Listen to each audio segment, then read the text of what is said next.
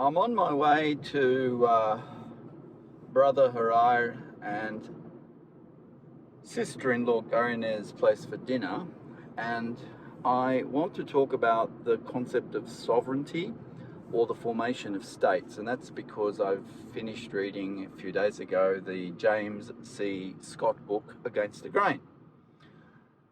Now, it's a very beautifully written book, very easy to read, short paragraphs, all of them meaty. Everything kind of builds up in his writing to get to a point, which then builds to another point. So it's not a book that you drown in details. I do like history books where I'm drowning in details, but this one is very conceptual, and that part of the reason is because Scott approaches the subject admittedly, and he says it at the beginning in the introduction, as a generalist, but a very well-read generalist, and with some very original theories, which have been praised in all of the blurb notes by people like Cunliffe, who I just adore, who is an English archaeologist. Anyway, getting to the meat of it now.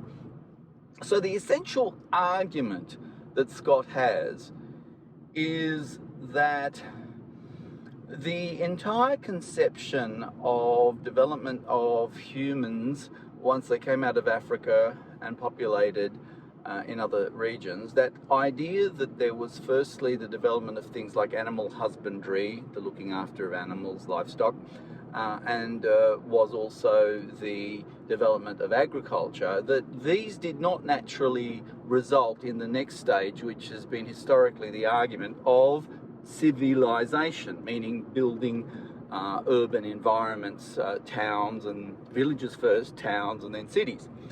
What he noted in the book was that he was astonished that there was this 4,000 year gap. This 4,000 year gap between the first evidence of agriculture and to an extent animal husbandry, and only 4,000 years later do we see in what he calls the southern alluvium, meaning the southern area of Mesopotamia, he notices the emergence of the higher levels of density of human beings. So there's this 4,000 year gap. Now what that then leads him to argue is that humans chose not to become agriculturalists immediately. And so one of the big themes of the book is that agriculture is really hard labor. And it's hard labor in that it follows the dictum of the seasons. You sow, you reap, you sow, you reap. Whereas if you're a hunter-gatherer, you are, to use his analogy, working to more of a tempo, meaning you eat when there is things to eat, and sometimes you go out, I guess, and hunt more, and sometimes you hunt less. He points out that the diet of the hunter-gatherers is, across history, far more varied in both vegetables and meats than the agriculturalists. Now, he makes this extraordinary observation of how early empires across the planet were very much dependent upon and based upon the growing of grain. Now, why is that so? Well, he contrasts that, for example, with regions of the world where potatoes or taro or yams, other tubers were grown. And he notes that those never built any sense of empire-like status. And the point he makes is that there are certain features of grain which lend themselves to the formation of hierarchy and states, and the segmentation or the specialization of human beings, and one of those features of grain is that it's infinitely divisible. And equal portions of it can be given to people. Whereas if you hunt a piece of meat, not only do you have to divide it up immediately, but dividing up equal portions is a little bit more complicated. So in Mesopotamia, he notes that there are all these bowls, very cheaply made bowls from pottery, which are all identical in terms of their height and their depth and their volume, which is suggestive of the fact that they were used to pay equally various labourers for their labour in grain. Now, the main grains in Mesopotamia were, of course, wheat and barley. There were many others, but they were the main ones. Over in China, it was rice, which in itself is building a grain empire. So this question of building a society or a state on grain is now coming to the meat of the point. So in order to get value out of soil from grain, he notes that you need a pretty large labour force. You need them dedicated. To an extent, these people in time, from the evidence, provide what he calls unfree labour. Rough synonyms of unfree labour, or not antonyms, but somewhere between an antonym and a synonym, are words like bondage. To the other extreme, there's words like slavery. So humans in these highly urbanized regions of southern Mesopotamia, where the grain cultures first are in evidence, and we're talking round figures 3000 BC.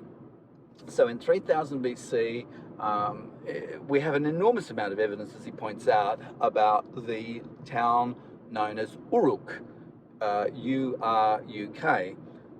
Uruk is particularly famous and dearly loved by me because it is the place where the Epic of Gilgamesh is grounded as a tale, and there is evidence that Gilgamesh was a real person. So Uruk, as an example of one of these early settlements, involves something that we didn't see before, and that is the building of walls around the town. In fact, in the beginning of the Epic of Gilgamesh, there is this remarkable opening where Gilgamesh is walking on the walls of the town. These are the exterior walls, and he's sort of making a soliloquy in a way. As a narrator, he's sort of saying, "Why am I not sufficiently loved? You know, I've participated in the building of these enormous walls. How come people don't love me so much?" So why were these walls there? So one of the things that James C. Scott notes that again is extraordinary is, okay, whether it's the Chinese wall, the Great Wall of China, or it is a lot of these walled regions in Mesopotamia. Some of them weren't walled around just towns or cities. Some of them were actually walled across a landscape. He notes that many commentators have said that these walls weren't just there to necessarily keep out the other, they're also to keep in the people. The agriculture-based, agrarian, grain-based people, elites, depended on labour in order to extract value from the soil. These highly dense populations, which could be anywhere up to, say, 10, 20, 30,000 people per region or town, clearly they had to have some form of reliable, regular source of food, unlike the hunter-gatherer situation where you would have smaller groups and they would wander over different areas.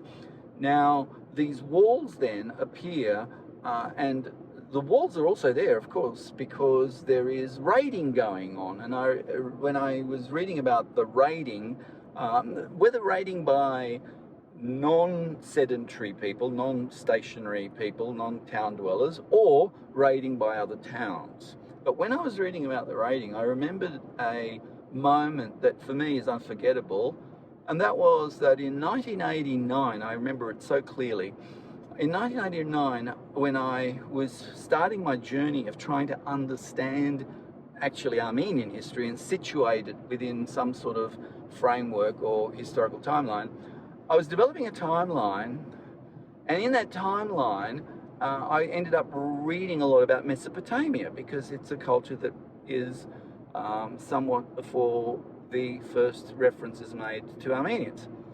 And I remember it was a Saturday evening, and on this note I'm kind of like going to end this little story, but you'll get the drift of it as to where we're going.